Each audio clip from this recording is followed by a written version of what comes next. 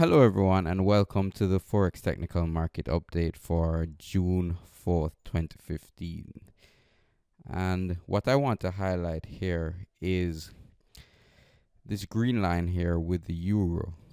We see that the market went all the way up to the green line, and this green line represented the monthly R1 pivot point, as you can see here. This line was a monthly R1 pivot point. We had a trend line coming down, and the market traded up to this line and has sold off so far. That doesn't mean that the euro is going to decline from here on, but that does mean, and that shows the importance and the power of pivot points, because they do tend to act as support and resistance areas in the market.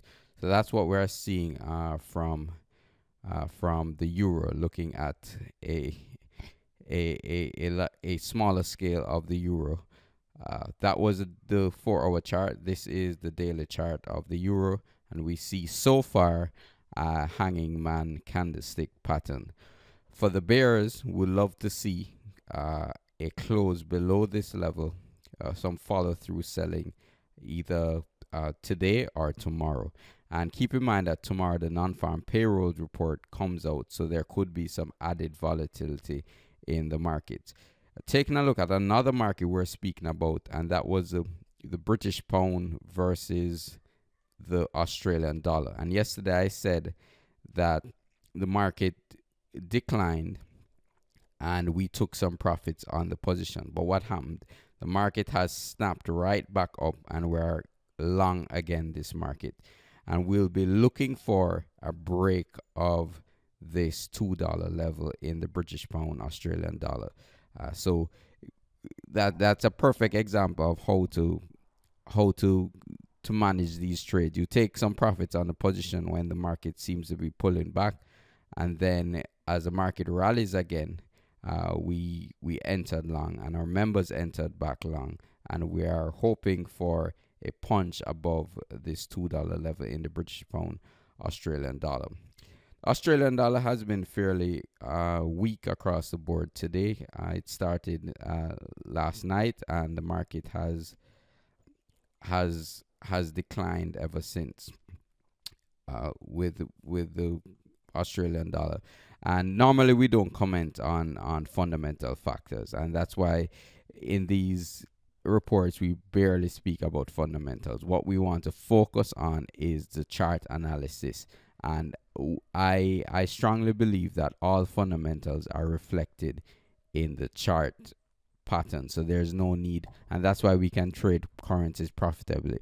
We don't need to be an expert on the Australian market or the euro or what's happening in the US, the economic data, because knowing economics and knowing trading and being profitable as a trader are two different skills. I know a couple of very good economists, and they can't trade and they can't make any money in the markets because it's a completely different skill, and that's why we focus on charts. Okay, taking a look at the British pound versus the US dollar, we see that the market came down to its support at 152, but the rally has failed so far, and the rally failed at the daily R2 in the markets. So there has been broad US dollar strength across the board today. It didn't look like that was going to be the case, but the market is rallying back. Taking a look at the Japanese yen, we are still attempting to close above. Let me just go to the 4-hour chart. We're still attempting to close above this $125 level, and a close above 125 will definitely be fairly bullish for this market, and we could see further gains in the market up to the 126 level or so. Finally, let's take a look at gold, and gold is now trading at the bottom of this channel consolidation we have been speaking about for the last couple of weeks. Drawing the line here, we see draw it along the support levels. We see that the market is currently testing this level, but ultimately we want to see the market close below this low candle here at 1170. A close below 1170 will definitely be fairly bearish for this market, and will set us up for a test of the 1140 region on gold. We have been very stagnant in gold for the last couple of months. As you can see, this is the month of May, the month of June, and the market has just been going nowhere. Sorry, this is April, this is May, month of April here. Month of April between these two lines. This is the month of May, and we are now into June, and the market has just really been moving sideways, and so a break out of these consolidation patterns either way will be or should be fairly bullish or bearish for the gold market. So just let the market determine which direction it's taking you.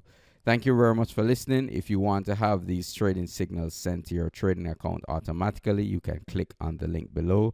And remember, tomorrow is a non-farm payroll report, and we will have a special update once the report is released. Thank you very much, and have a good day.